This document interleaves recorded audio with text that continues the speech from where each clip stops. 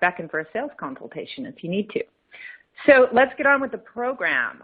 With us today is Erin Korogotsky. She's a solutions consultant for Beckon. She spends most of her time in the real-world trenches, rolling up her sleeves and getting it done for marketers who rely on Beckon to guide them through the process of getting out of omni-channel data chaos and into marketing performance clarity. She's a seasoned marketing technology consultant, and she spends her time with Beckon customers across top brands every day, helping them to develop their data management, planning, analytics, and reporting capabilities. First, though, we're going to begin with Jennifer Zezet, our CEO. Jennifer has been a marketing leader for most of her career, working for top brands we all know like eBay and Procter & Gamble and Cost Plus World Market. She was a trusted advisor to many more brands as head of strategy and analytics for digital agency Razorfish for many years. And she's been featured in the New York Times, the Wall Street Journal, Fast Company, and TechCrunch, and was invited to speak about entrepreneurship at the White House as part of President Barack Obama's Startup America initiative.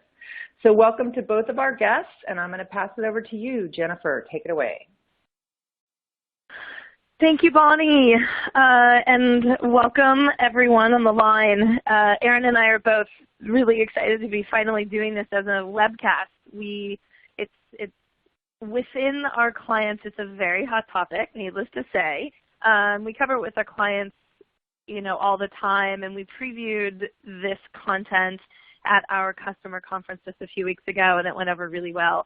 And it's been fun to see that this is our largest number of event webcast registrants ever, which means and validates, which is incredibly validating because I actually, I have to go back a tiny bit to when Beckon actually started. Over 4 years ago, when we started, before we even began the company, my co-founder Jochen and I, we wrote down a mission statement. And it was to help brands understand and beautifully communicate the business impact of everything that marketing does. Pretty simple. And then we put it out to people, and there's two key words in there. There's the understand component, and when we asked for feedback on, is this the right mission, everyone said, well, certainly understand because we need analysis and we need analytics and we need advanced measurements and metrics and those sorts of things, but why do you need beautifully communicate? And we said, well, you got to have beautifully communicate. That's good. That's so important. Even if you understand it, even if you have the smartest numbers, the best data, the best metrics, the most fabulous algorithms, if you don't have it in a format which is easily consumed and shareable and understood and comprehended by the organization, then we haven't changed marketing's impact or its influence in the organization. And ultimately, that's what we want to be doing. And so we had that in there, and we had a lot of scoffers who were like, you don't really need that. And this is why this is incredibly satisfying, and it's incredibly validating that this is such a hot topic right now, because storytelling with data is all over the rage, and we're really excited to be 4 years into this vision of making sure that we can help brands both understand and beautifully communicate the business impact of everything that marketing does. So Erin, we're going to have Erin get us started here. And the way that we're going to do this is we're going to talk through storytelling and the importance of storytelling. We'll jump into 10 top tips, and we'll talk through what those are. I know that everyone's probably taking notes, but know that we will make sure that this document and the PowerPoint, as well as an actual white paper that covers all of this, is included and sent to you guys. So feel free to enjoy and sit back and not necessarily take notes. But then we are actually going to jump in live as we're going to go through the tips, and then we're going to jump into some actual reports that we've created and mocked up to show storytelling with data live. So Erin, let's get started. Thanks, Jenny and Bonnie and everybody for being here. Even though storytelling is certainly a hot topic right now, and using data with storytelling is also very hot right now, it really is nothing new. And going all the way back to one of my inspirations, this is Florence Nightingale, and of course she is very well known as being a very famous nurse. But one of her lesser known talents is that she also is a mathematician and a statistician. And the reason that I really like this image is because Florence Nightingale was really one of the first people to use data and visualization in order to inspire action.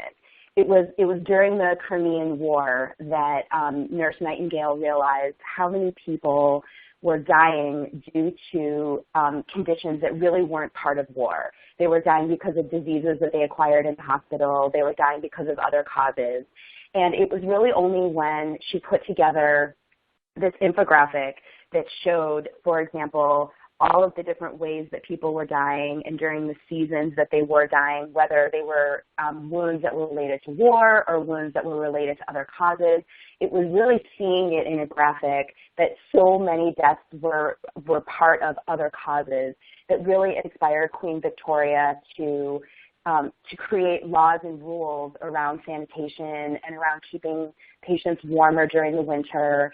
And yes, we had a lot of data and a lot of information before anything changed, but this was the story that inspired action. And so really understanding that sometimes it does take something this compelling to inspire action is really super important, because everybody that you are communicating your information to needs that one piece that inspires them to say, hey, now is the time to act. And it's very difficult to really get people to pay attention to what you want them to do, to look at the information that you're sharing with them, to make it compelling, to make it impactful. You know, I love this graphic because it shows that a goldfish has an average attention span of only 9 seconds. So you would think, like, boy, that's a pretty short attention span. And then you look at the average attention span of a person, and it's only 8 seconds. And so telling a great story, giving people a hook, making sure that they understand your point of view and the places that you can inspire change is really, really tough. So using data and using storytelling becomes even more important. We are all incredibly distracted. We check our email 30 times an hour. Even if we are about to walk down the aisle, we are constantly looking at our cell phones. Sometimes even when we're having a personal interaction with somebody else, our cell phones are distracting us. We can sometimes forget our own birthdays. 7% of people forget their own birthdays from time to time. And 40% of you are checking your phone on the potty. I actually think that this is kind of a low number, whether it's your Facebook or whatever it is that you're reading. We are all incredibly distracted. We're receiving messages nonstop, whether it is marketing messages or us going out of our way to avoid a do not call list, us fast forwarding through TV ads.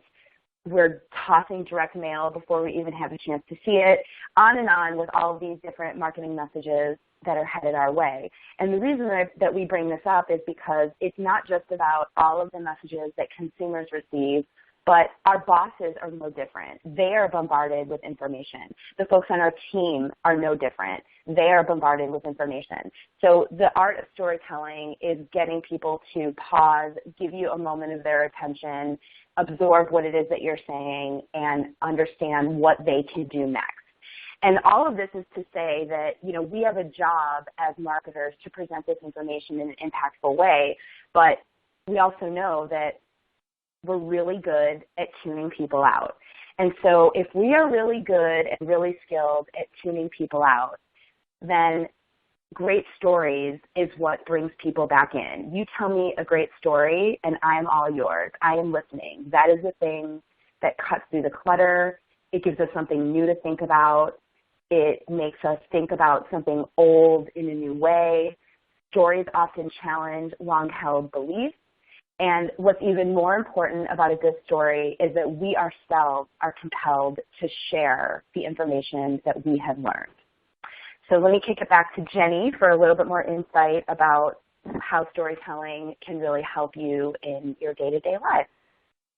Yeah, the point about how a great story is something that we're compelled to share.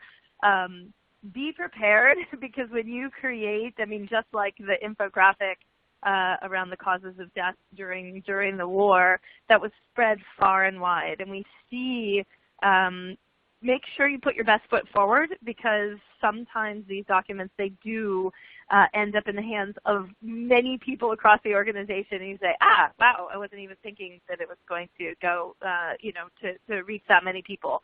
That's a great point, Erin. So as far as, and Erin talked a lot about inspiring action, this isn't about drawing a pretty picture. It isn't about just doing our job and checking a box. We're trying to create an impact, and we're trying to influence the organization and change people's behavior. And if you think, I just want to tie this back to, obviously we as marketers, we do this really, really well. It's the art of marketing is really telling stories to our consumers that change actions. We actually usually have a creative brief, and usually in our creative brief there is a field or a place to say what is the action or the change in behavior that we want this consumer to feel or be inspired to take. We're very conscious about that as we tell stories to the external audience, our customers, our consumers. Suddenly, internally as marketers, we become completely inept at telling stories, and we're not conscious, and we don't take we're not conscious about how we want to impact and change people's behaviors. So no matter who you're talking to, the same types of best practices do apply.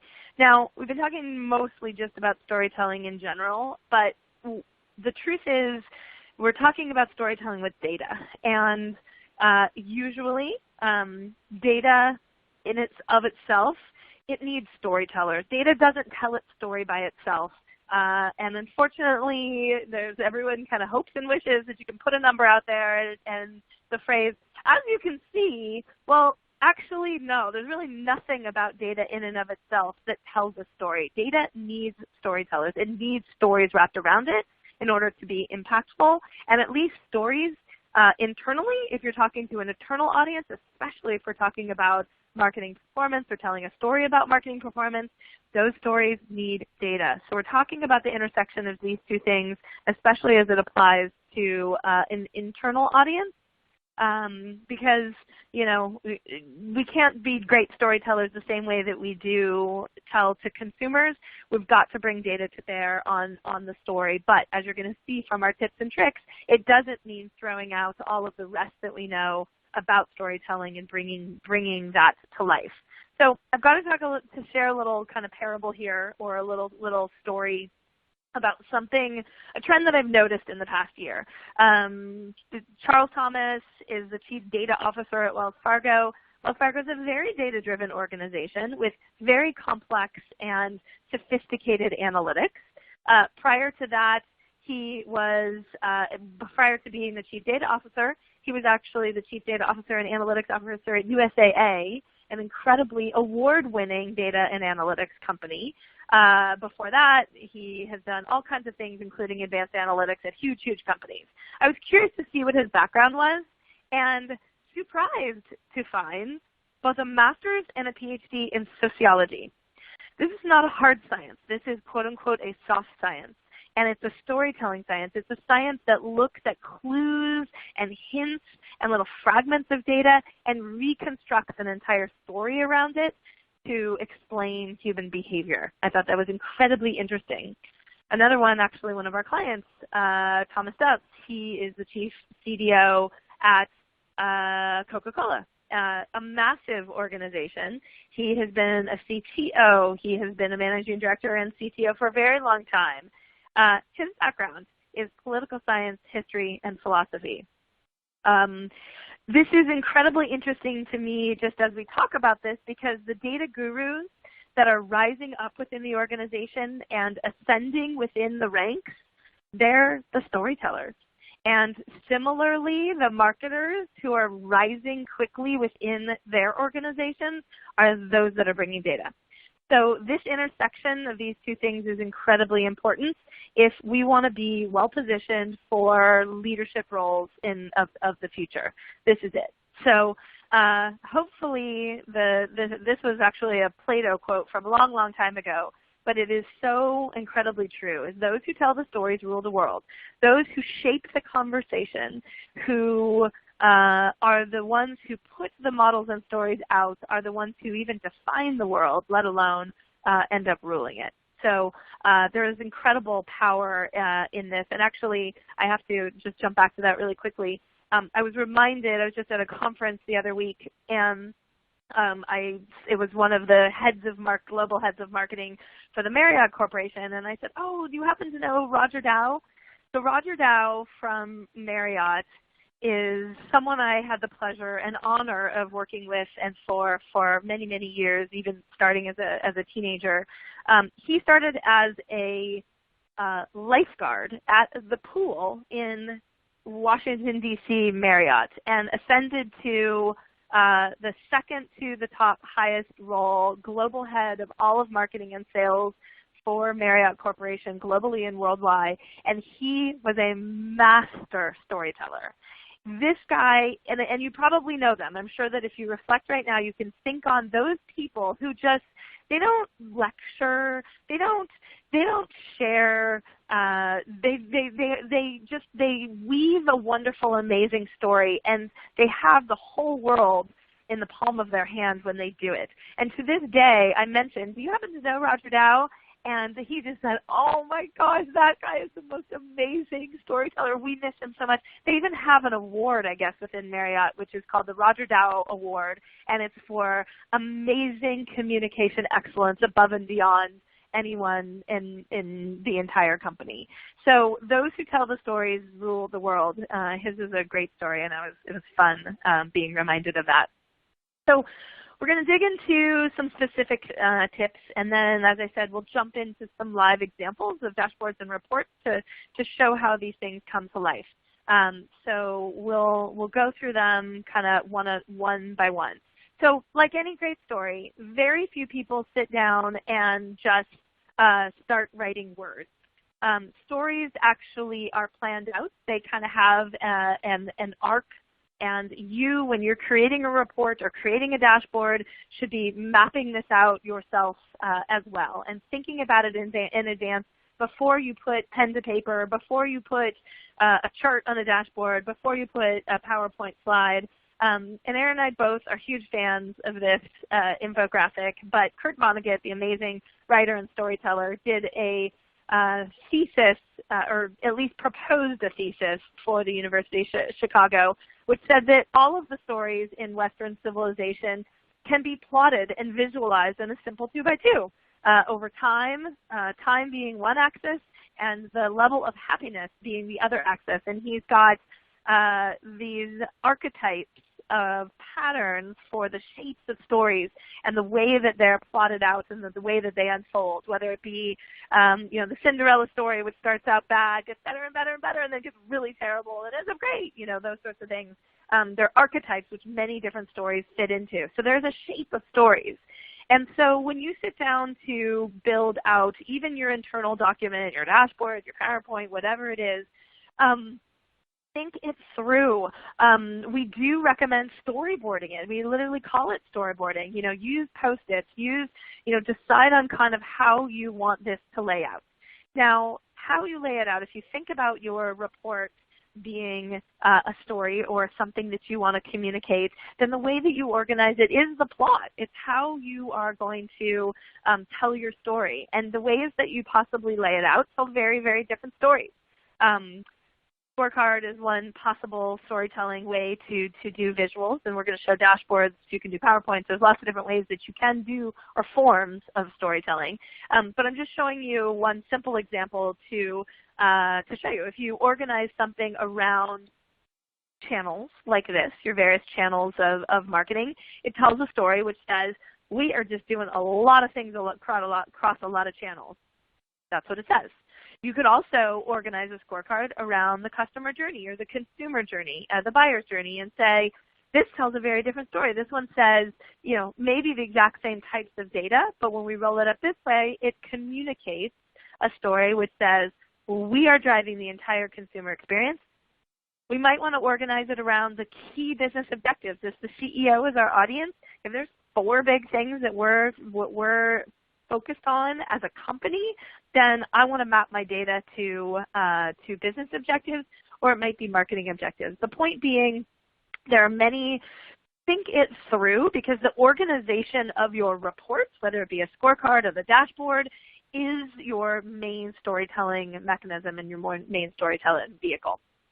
So now we're going to get into the actual metrics we choose, and this is probably not what you thought of when you thought about storytelling, but there are many different metrics that could be chosen to show. And there are some metrics, this is hard to read, and I guess we could make this framework available to everyone on the call if they're interested, because we've got it, so we can include that as a PDF. Bonnie, let's make a note of that.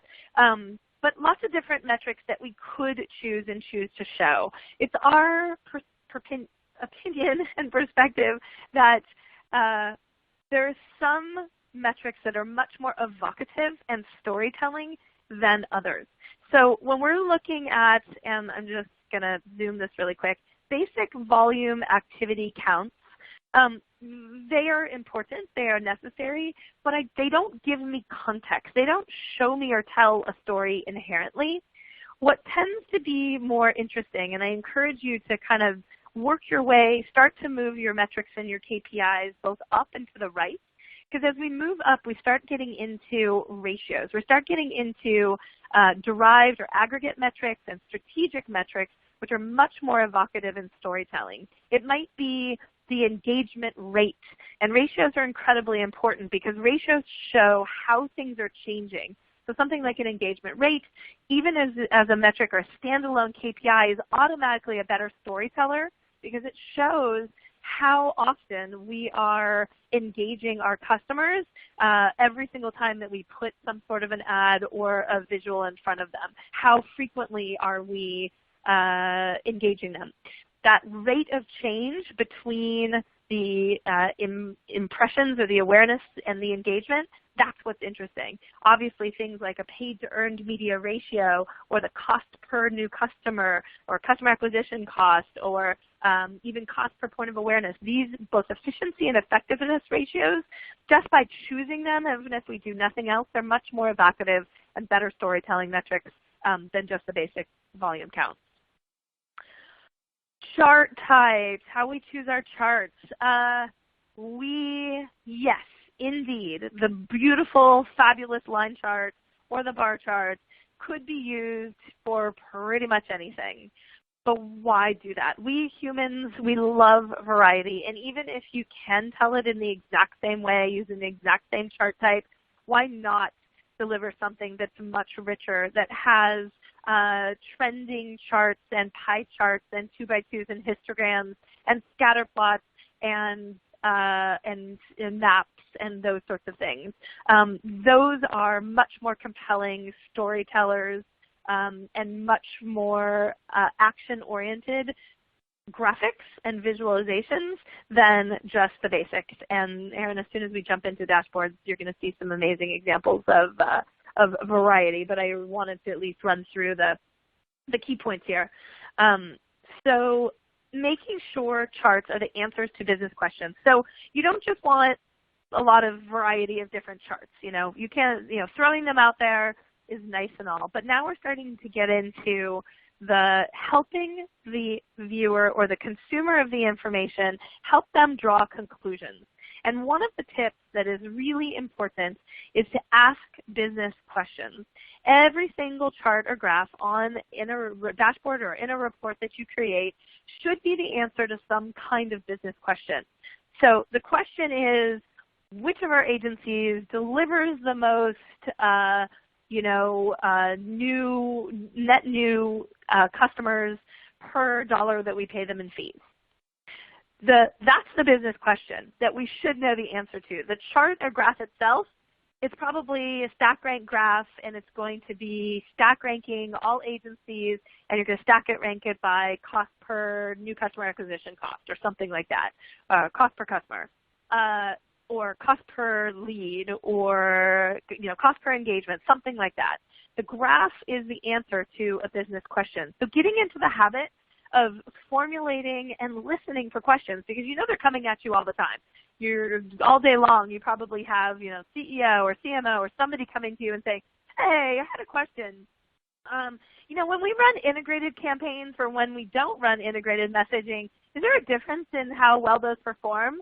And instead of doing deer in the headlights going, that's tough, write those questions down and log them, because there is a graph which is very likely the answer to that business question. In the Spanish market, which messages are resonating most strongly with our target audience? So the answer is a chart which is message type, stacked ranked, by engagement rate, in scope, region, Spain. So, I mean, we can figure out the charts on this stuff, but making sure the chart is always the answer to a business question. It might be, hey guys, before we plan this year's campaigns, let's look back at last year's campaigns. Which ones have outperformed? That's the business question, to which an answer might be a 2x2 scatter plot that plots total sales on one axis and spend on the other, so that we can see which campaigns outperformed or were above the line of best fit or the R-squared line. So those are just quick examples. But when you actually build your reports, Beckon really recommends best practice is you can have a chart title on there, but include the actual business question. When we increase media investment, does our social audience grow?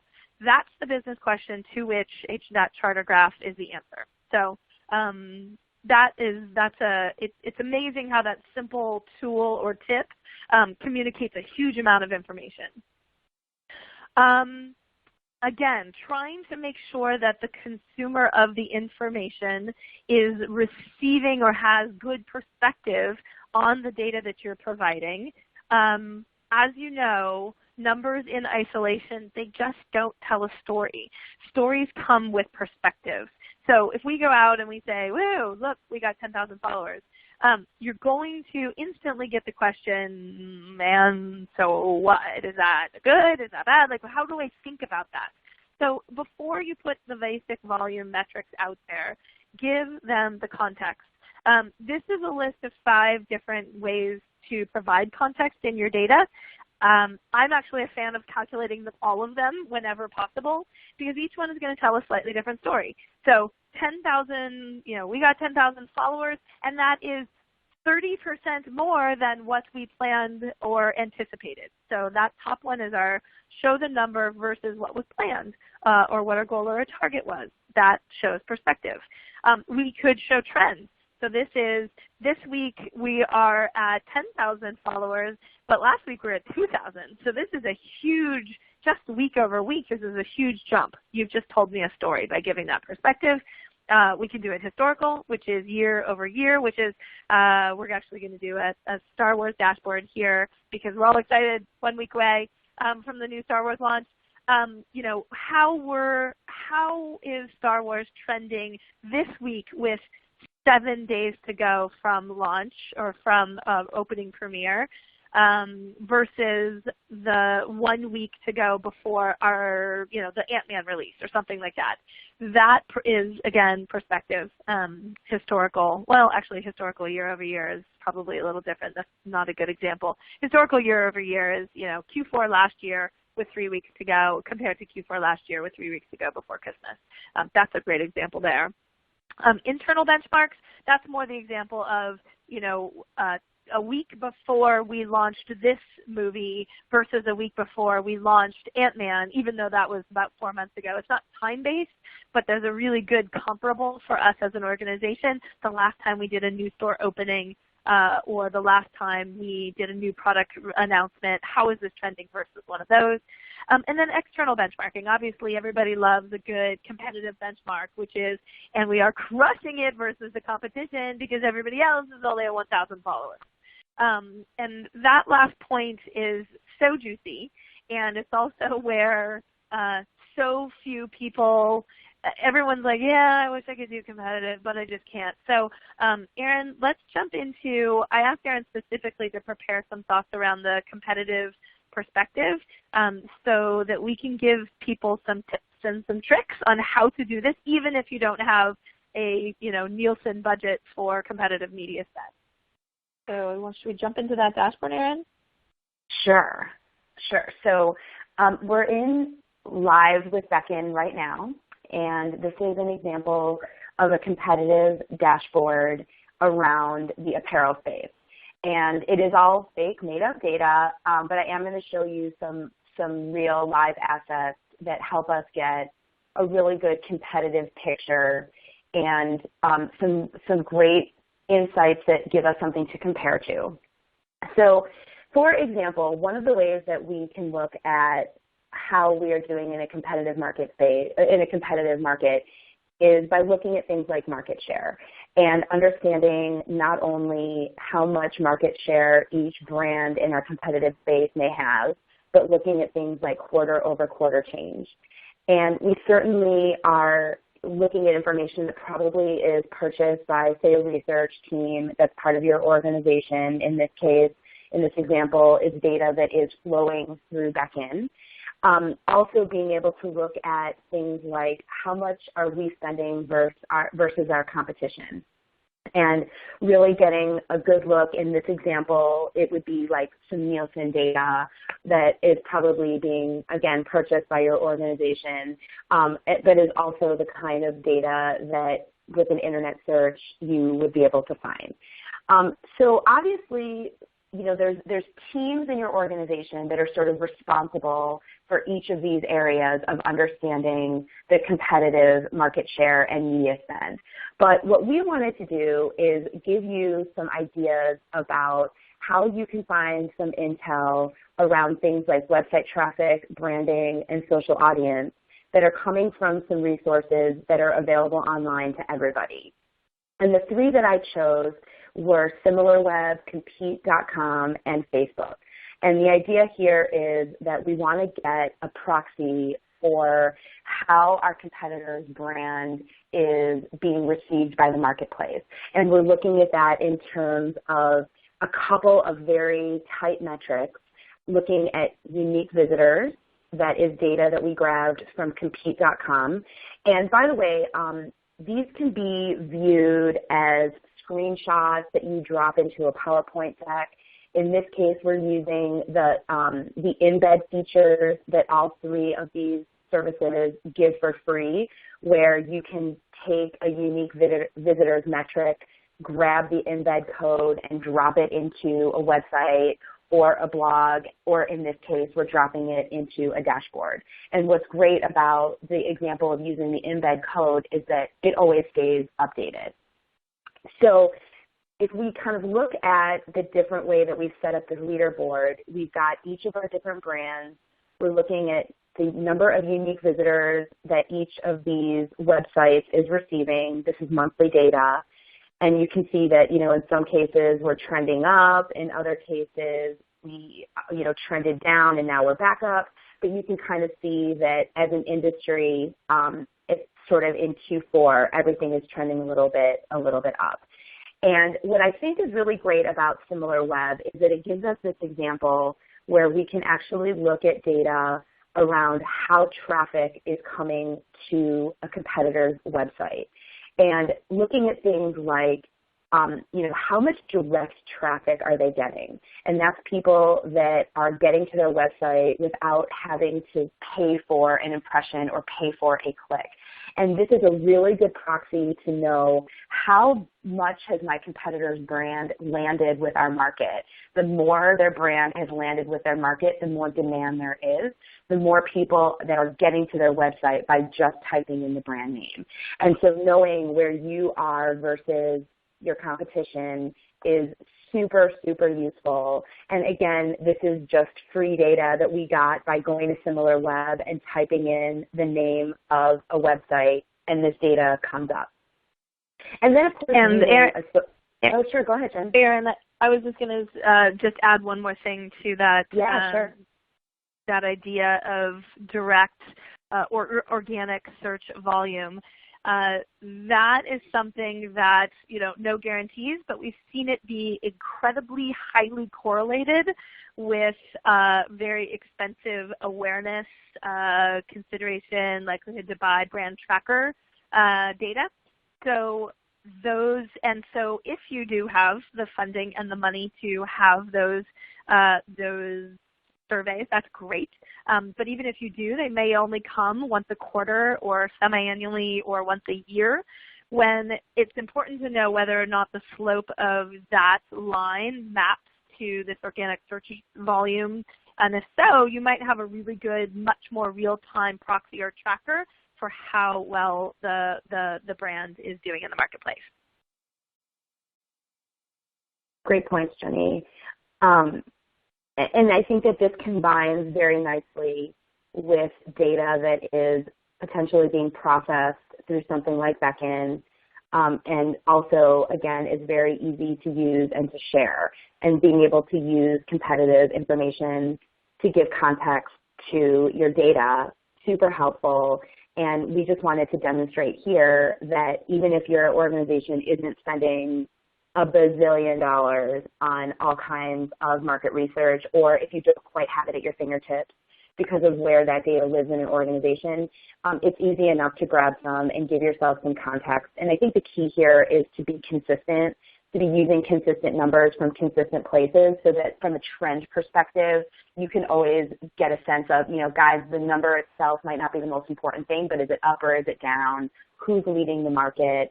If they are leading the market, are they losing in social, or are they having to spend a ton of money on search? It just gives you a really good landscape. Great.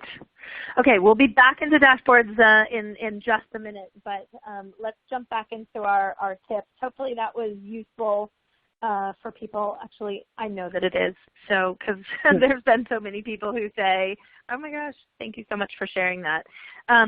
So the next one that we want to talk through, and we're going to actually lump these together a little bit because I think they're better shown, not told. So let's be good, effective storytellers around these tips, and we're going to do this live. But a couple points on these. We say that we want to build trust within the organization, and we want to make sure that marketing is seen as trustworthy, and that's why we're bringing data to the table. But that doesn't mean that only numbers and metrics are all that matters. It is incredibly powerful, and I think this is a stat that is important to know.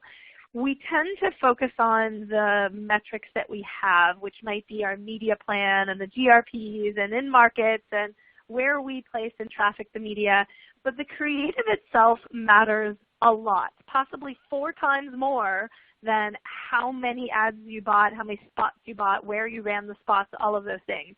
Those things are all very well metriced, and they have a lot of numbers and data, but the creative itself, this was a ComScore study that identified and teased out the variables to see which were the best predictors of performance, and the ad quality and the creative itself is the number one predictor. So I say that because if we're telling a story of marketing performance, yes, we should bring the data and the numbers that we have to bear, and we should show the creative itself. It is not a cop-out, and we should not be ashamed to show the creative, because why something worked might be because of the ad or the asset itself. So building a storytelling canvas that allows you to share both the data but also bring the actual creative imagery, whether it's rich media or the actual ad copy or the samples into and alongside the data, that becomes really powerful. We're also going to show you weaving in the voice of the consumer. It's great to have a chart saying, here is the stack rank chart of the messages which resonate most strongly with males 11 to 17 in Spain. Stack ranker. Well, that's great. Let's have that on the left. And on the right, let's actually show the top performing ad or the top performing online video or whatever it is. Let's show it and bring it to life for our consumer. So we're going to show you different ways that we can weave in the voice of the customer. And then as where we started is data doesn't tell its story by itself. There is no way that you're going to put the number 42 on a screen and anyone is going to know how to draw those conclusions. So in addition to making sure that charts answer business questions and titling charts with business questions, actually draw conclusions, whether it be an exec summary, which we'll show you kind of how that looks, bringing an exec summary into the data, or having little annotations and callouts, which are your conclusions that you want to draw. Here's a quick example and a quick image, which we'll see a couple live, but bringing the rich media to bear, and in this example, exec summary, comments, little annotations, insights, key takeaways. This is you drawing conclusions for the viewer or the consumer of your story, which is going to make it much more powerful. So Erin, let's jump live. Let's look at some fun ones that bring a lot of these points to life. Okay. So here we are in a dashboard that is called Star Wars: The Force Awakens, Channel Trends and KPIs. And I'm sure that we're not. Yes? Erin, I don't see it yet. So sorry. You pushed. Okay. Okay. Here we go. All right. Thanks for bearing with me for all the technical stuff here. So here we're looking at a dashboard for, like I said a moment ago, Star Wars: The Force Awakens. Obviously, this is a gigantic movie release. And one of the things that Jenny and I noticed is that there really are so many brands out there that are working with the Star Wars licensing, whether it be Campbell's Soup or apparel or every single kind of brand is kind of like latching on to this movie release. And there's lots of activities that's happening around it. So we thought that it would be a really fun example to use as an example of storytelling. And like Jenny mentioned, we are in a live Beckon dashboard. And the way that this typically works is that we start with data that Beckon is processing, that Beckon is normalizing, that is available for different kinds of charts and scorecards. But often you are starting with a PowerPoint deck, or you are starting with some other kind of vehicle for telling your story. And either way, whether you're starting with the data or you're starting with a PowerPoint deck where you're having to collate the data, you always want to bring in different elements that are going to help really tell the story and give context. So the first thing that we did was we put in a little embed here from this great company called Powerio, and it gives us a countdown to the release date. And this is very great. This is really cool for campaigns that have either already been running, how long has it been running, or some kind of a compelling event.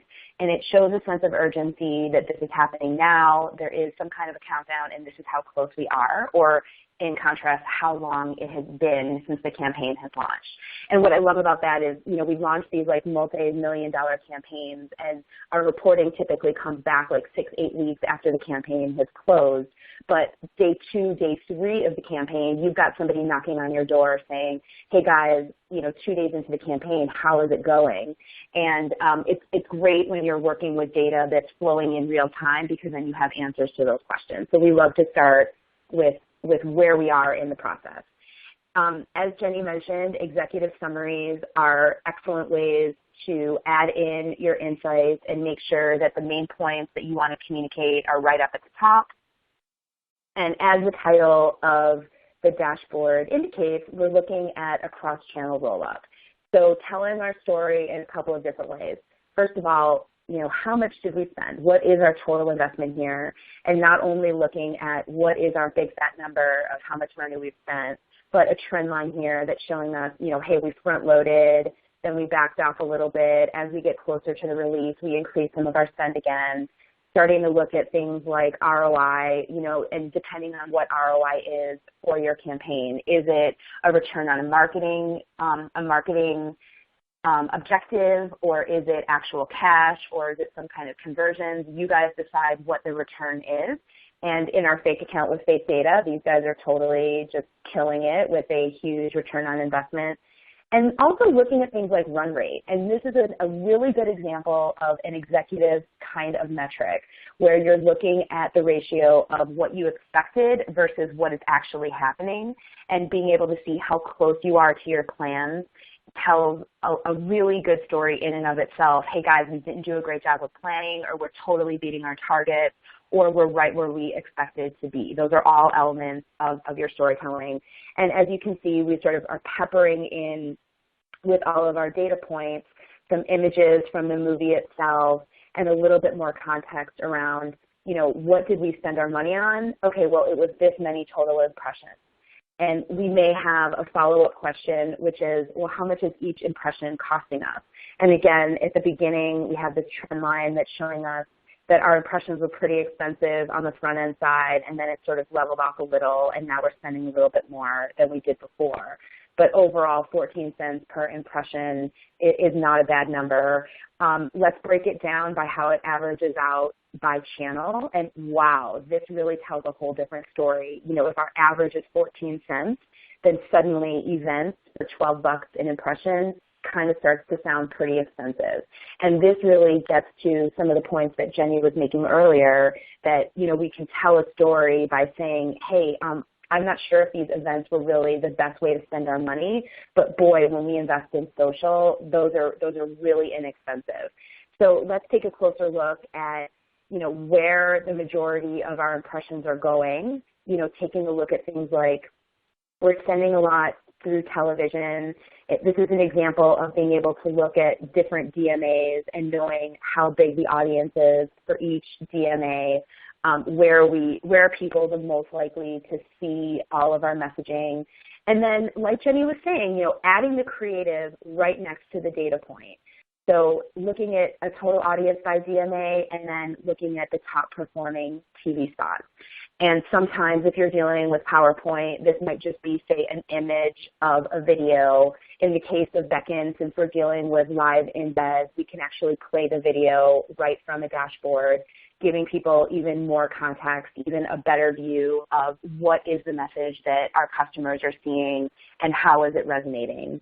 And really getting an understanding of, hey, we've really added a lot more TV closer to the launch, whereas before the launch, we were spending a little bit more money on search. Jenny had talked earlier about using different kinds of visualizations to tell different kinds of stories. And I want to drive that point home because you can see over here on the left, we're looking at data over time, and the size of these bubbles are telling a story around how much activity happened during that time period. When did it increase? When did we back off? And the chart right next to it is a simple pie chart. And in this case, we're looking at the total for the channel. Our major impressions are coming out of search. And then the next thing we're seeing is coming out of online display. So really understanding where are people seeing us, and at what point are they seeing those messages. Those are two different ways to look at the same data set, but they tell a different perspective on the same numbers. We are giving lots of different ways to tell the story. One of the best practices that we always talk about with our customers is really understanding a paid to earned ratio around your impressions. And this is a metric that is looking at, of all the people that see our brand, how many of those impressions do we have to pay for versus impressions that people see because our consumers are sharing our message on our behalf. And this is going to be through earned media, things that are like social retweets or people that are seeing our message through some kind of a media story, whatever your team defines as earned media. What we really want to see is this kind of improvement, that at the beginning, we are having to pay for a lot more of our eyeballs, and then as time went on, we're having to pay for less and less of our eyeballs.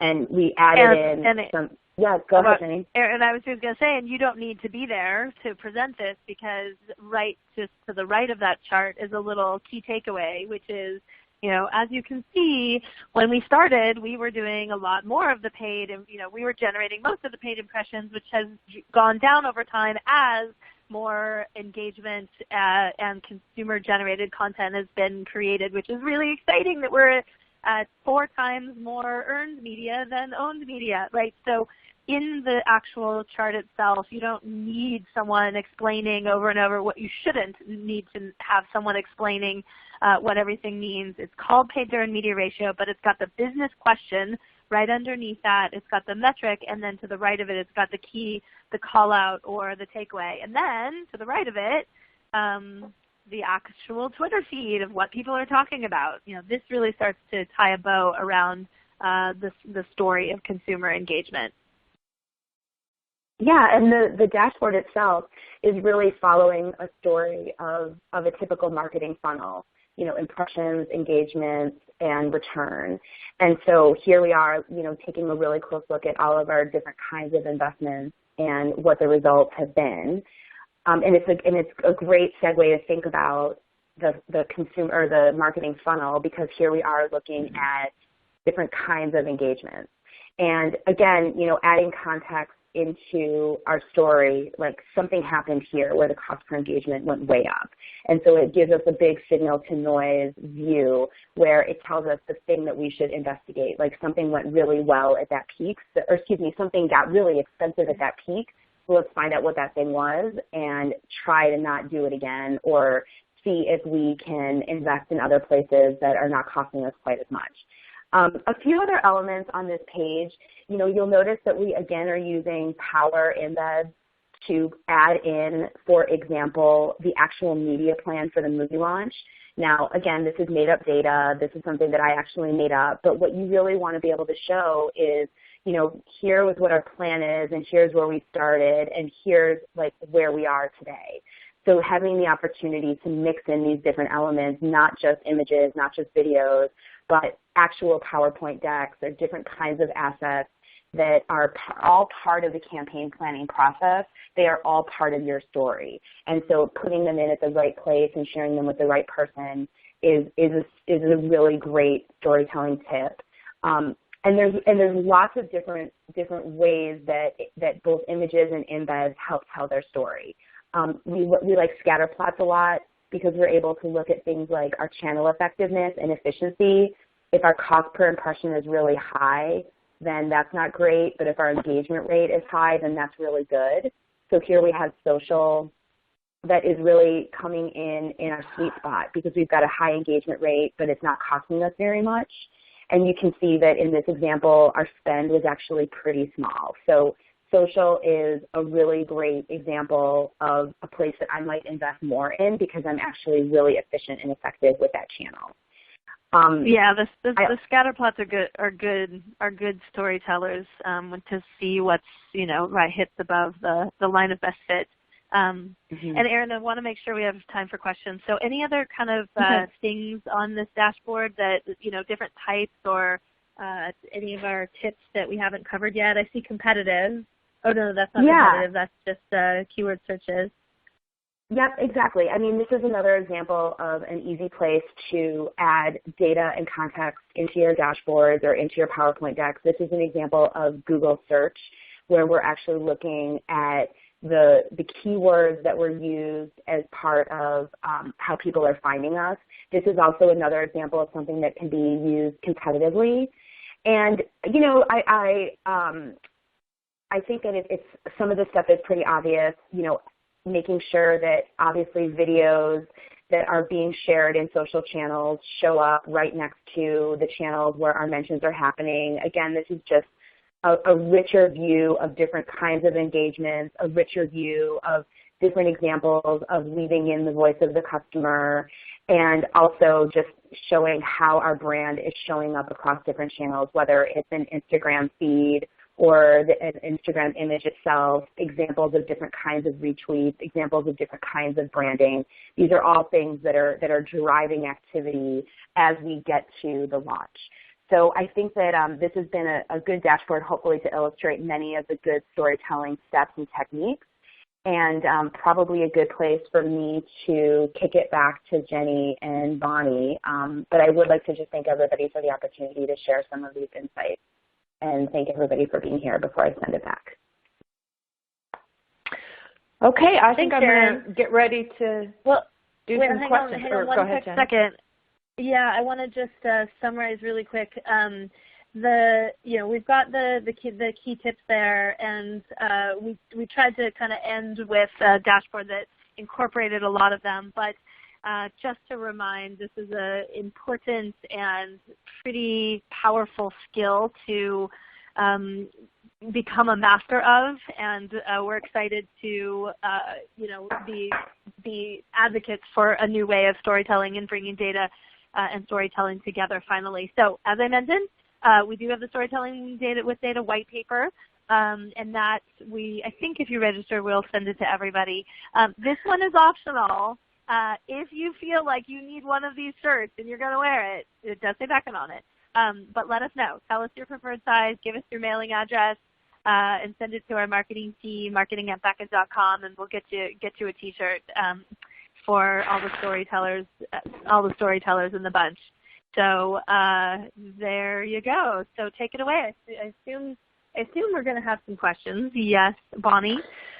Yes, we have had some questions already starting to come in, and they're continuing to come in. And I will say to the audience, we're at 3 minutes before the hour, but there are still quite a few of you on the line, and we can go over a little bit today so that we can get on to your questions. The first one, I'd like to do housekeeping. So many questions about the deck being available. Yes, the deck is available. You can get it right now. It's at the bottom of your screen in a green folder, and that's where there's a list of resources. There is the deck from today's webcast. There is also the white paper that Jennifer just mentioned, so you can download it right now. I also slipped in that KPI framework. We got a flurry of requests for that KPI framework after you mentioned it, Jenny. I slipped it into the resources folder during the webcast, and I think if y'all maybe just hit the refresh button, it might show up there now. I'm not sure, since I slipped it in the middle. And then we also have another white paper in there for you too. So you need a marketing dashboard, now what? So those are just lots of questions about, make sure you guys want to get where you can get all of those resources. There were also lots of, hey, we want those 10 tips again. So just to let you know, they're in the deck, right? When you download the deck, you will see that. So let's get to some content questions. Jenny, one of the first ones you mentioned in the beginning, story plots.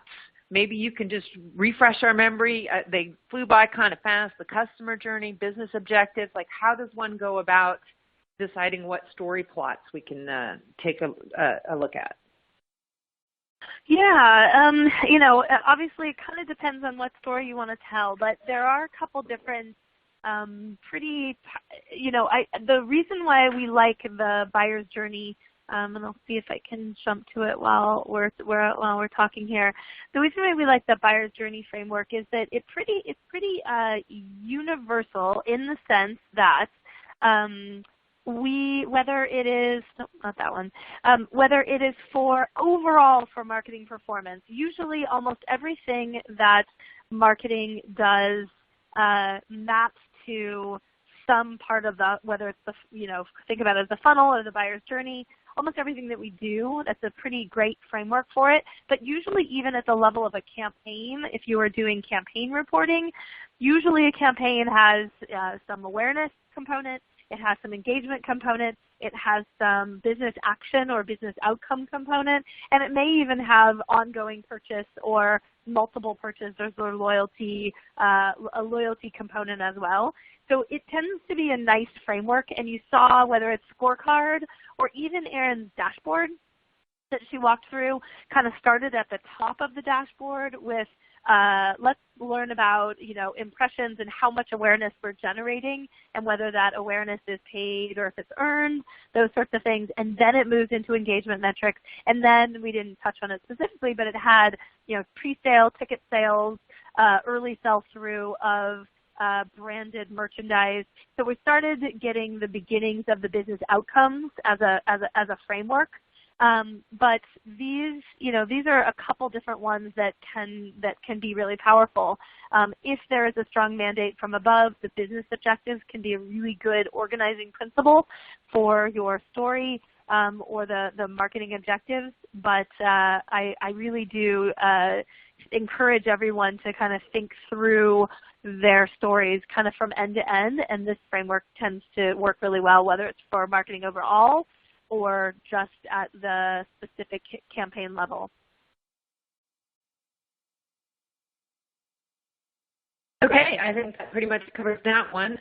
Next one, this is a common question. So clearly when we're showing you these scorecards that we've created, these dashboards that we've created, it's using the Beckon tool, and how does the data get in there? Yes. So there's two different types of data that we were looking at here. There's data that you and your organization owns. It's the data that comes from Salesforce. It's the data that comes from your agencies, which you should own. If you don't own, you should own. It's the data that comes within the tools and systems that are already your EDW, your data warehouse. It's all of the tools and teams that you use. That's your data. You own that. And one way that that gets into Beckon, at least, is whether it be through a secure data transfer or an API connection or a email connection. We allow you to CC Beckon. We give you a dedicated email alias, and you can CC us on reports as they get generated from your social media tool or your sprinkler system or those sorts of things. And those flow directly into Beckon for charting and graphing and storytelling. So there's one set of data that you are looking at in there that is coming from those types of sources, and I'll jump to a dashboard kind of a thing here. And those are the things that are showing up in charts and graphs or maps or those sorts of things. And there's really a myriad ways to show that data within Beckon. Then there's another set of data here, which is the rich media embeds or the specific video assets or the little tiles that you saw from SimilarWeb. Those are added into Beckon as a straight cut and paste. You can go to those websites, grab the HTML embed code, and you just copy this line of text and you come into Beckon and you paste it into Beckon, and those tiles appear. So some of the things that you're some of the data that you're looking at is actually stored and housed in Beckon, but a lot of tools like Facebook is not going to actually give you access to that. They are going to let you view a rich media feed and a live updating feed of that data, although it doesn't allow us to store it specifically. A little bit confusing, but it adds up together to something much bigger than the sum of its parts. So actually, perhaps this is a good segue into the next set of questions. Like, it sort of goes back to the Kpi framework. How do we know what data we want to pull in? So we get that you bring it all into Beckon, but how do we know which data streams to pull in? Do you pull it in all at once? Do I start with a couple? Do you provide guidance on that, et cetera? Yeah, so imagine a little, in terms of that, we really do recommend it goes back to the story that you want to tell. So if this is, something that we want to create is we want to tell a complete end-to-end story of the customer experience, then we don't want to choose only data sources which are just our top of the funnel impressions data from our agencies. That is going to only give us this first column. And we're going to have not much else to say other than we generated a lot of awareness or generated a lot of impressions. So if you're trying to tell a story which is a really end-to-end story of marketing and putting marketing's arms around a much bigger story than just awareness, then we're going to recommend where to start is something a little more horizontal. We're going to want our first data that you pull in to represent some spend around awareness, some engagement metrics, and we're always wanting business outcomes such as sales or brand or equity outcomes like Net Promoter Score or brand trackers and those sorts of things. So you're going to always see us recommend moving more horizontally, and it's okay if we can only do 2 or 3 metrics in each one of these columns as you see on the screen. That's okay. We can get richer and richer visibility into that over time, but our preference is to start very expansive so that we can tell a much bigger, more important story for our marketers than and over time get a little bit richer and deeper. And there's other considerations like, whether it's very hard to get a data source or very easy to get a data source and how much value it adds, and if there's something that's incredibly difficult to get our hands on and we really don't care about it anyway, obviously, with a little 2x2 map, we will deprioritize that. So it's all about kind of impact and how comprehensive the data source is and how easily and quickly accessible it is to us. But in general, we prefer a more comprehensive story than a very narrow story when it comes to performance. Okay, so actually we're going to go right to the last question here. We've gone a couple minutes over. Thanks to all of you for hanging with us, but we do have to let you get on with your day. One last question that I think is super interesting. Jenny, who actually uses these dashboards? Do CMOs really rely on this information in our experience? And what about like a head of strategy? What about, who are the people that we are hoping to get to be consumers of this? So it's a great question. The consumers when you craft a really good story, you should expect this to travel far and wide. Erin said it, a great story, you're compelled to share it. A lot of times you have no idea how much these things start to get forwarded around the organization. In our case, it's usually CMO, head of digital, head of a brand, head of a region. It's usually the leadership that is excited about and looking forward to this type of comprehensive view of marketing performance and rich stories around what's working and not working across either a campaign or all of their channels of the marketing mix. And yes, they are absolutely consumers of this type of information. Erin didn't click on it, but we see even CMOs jumping into the comments and commenting on pages and participating in part of the conversation around why they're seeing what we're seeing. So absolutely, this does go to the CMO. Now, it really varies. Some cultures have CMOs that are really only viewers of data. There are other CMOs who we've said you might want to just give them view-only access and not edit access. And they're like, yeah, right, that'll never fly. We have some very data-driven CMOs who absolutely want logins and are creating their own. But in general, it's usually more of a centralized team which is doing more creating and leadership teams which are doing more consuming. But that's the power of permissions and making sure that some things are view-only versus editable and having multiple versions of these things, because it might be the CEO. In some cases it is the CFO and the entire executive leadership committee, which is looking at especially dashboards or scorecards which have the whole customer experience, which includes sales, which includes loyalty, advocacy, possibly some operational data in there as well. The audience is not just marketing. The audience for those types of reports is really pretty broad across the organization. So be ready and make sure that you've got your best foot forward for sure. Excellent. Well, thank you ever so much to both Jenny and Erin for a great session.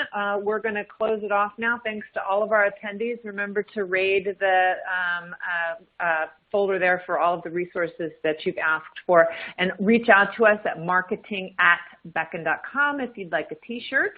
Or if you'd like any more information or want to converse with us. And you can also contact our sales folks at sales@beckon.com. I got a few inquiries about that at the end here too. So thank you ever so much. You all have a great day.